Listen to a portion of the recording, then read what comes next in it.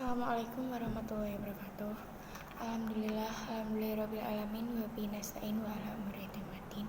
Wassalatu wassalam asrofil anbiya wal mursalin Muhammad. Yang terhormat Bapak Ibu guru dosen yang saya hormati dan saya banggakan. Di sini saya akan membawakan ceramah dengan tema ekonomi syariah sebagai pendorong ekonomi yang kuat bagi ekonomi umat.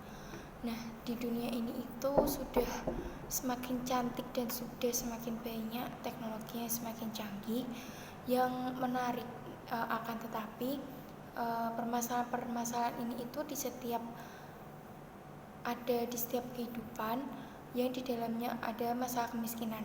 Nah, yang masalah kemiskinan ini itu yang selalu menjadi masalah buat membuat otak kita tuh jadi semakin bingung, semakin pusing, dan semakin jelimet. Nah, bukankah orang yang miskin itu bisa melanjutkan pendidikannya, atau orang miskin itu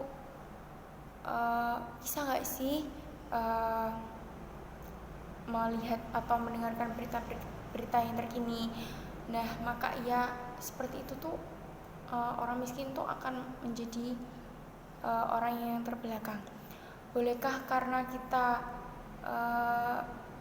seseorang yang miskin menjual akidahnya maka ia akan menjadi kufur?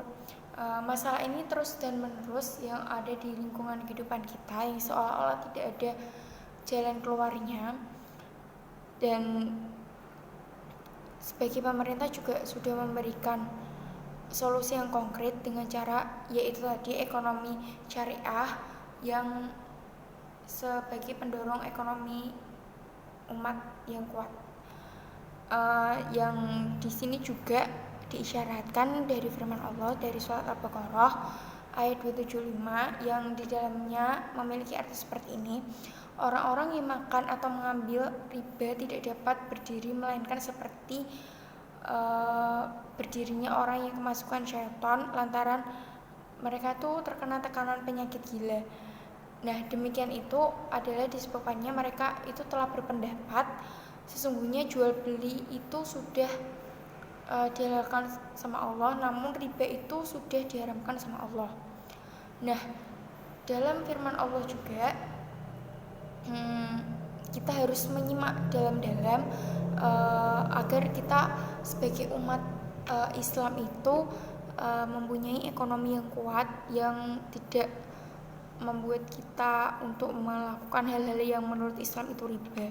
Nah, di dalam artikel yang saya baca itu ada dari Imam Ibnu Katsir di dalam kitabnya yaitu Tafsir Ibnu Katsir jilid yang ketiga mengatakan bahwa sebab diturunkannya ayat ini itu karena ada suatu pertanyaan dari Sa'id bin Abi Waqqas kepada Sayyidina Muhammad SAW. Dia bertanya nih kepada Rasulullah, wahai Rasulullah, aku memiliki harta, tapi dia tuh hanya memiliki satu orang anak, maka bolehkah jika aku bersedekah 2/3-nya? Rasulullah lalu menjawab tidak boleh. Lalu ia bertanya lagi, bagaimana kalau 1/2-nya? Rasulullah menjawab tidak boleh. Lalu dia bertanya lagi, bagaimana 1/3-nya? Dan Rasulullah menjawab lagi dengan jawaban yang sama, tidak boleh.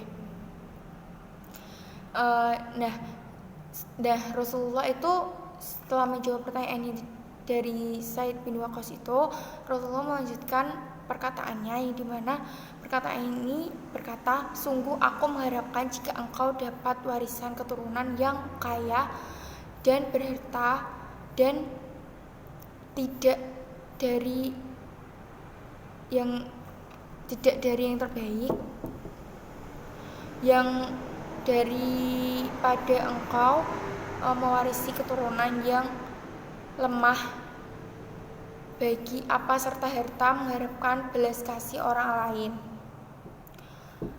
Dari penjelasan ini kita sebagai umat Islam itu sangat menginginkan agar setiap orang tua itu dapat meninggalkan uh, generasi penerusnya mereka dalam keadaan yang kuat fisik, kuat iman, dan perekonomiannya maupun kuat mental. Nah, dalam dunia perekonomian ini tuh ada 3. Yang pertama itu ada 3, namun yang saya dapatkan hanya 2. Yang pertama itu sistem ekonomi sosialis, di mana pemerintah itu secara mutlak mengurus dan mengelola sistem perekonomian mereka. Nah, yang kedua itu sistem ekonomi yang dimana setiap wirausahawan itu berhak untuk mengolah serta mengurus keadaan wirausahanya itu, ya, karena kalau di dalam Islam itu juga setiap orang yang berusaha itu harus berhak mengelolanya. Nah, selanjutnya ini ada satu lagi, yaitu sistem Islam ini yang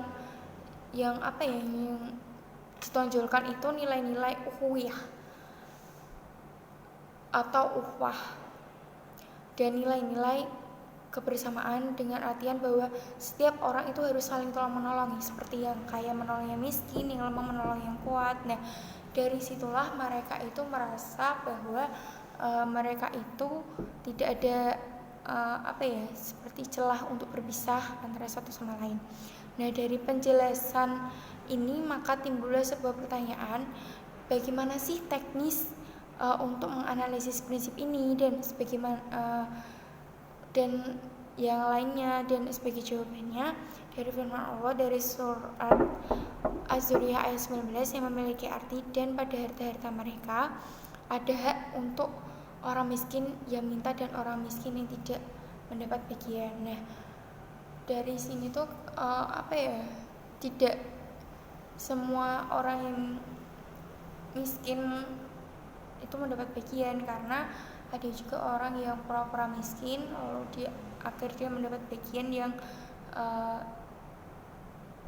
ingin ia miliki.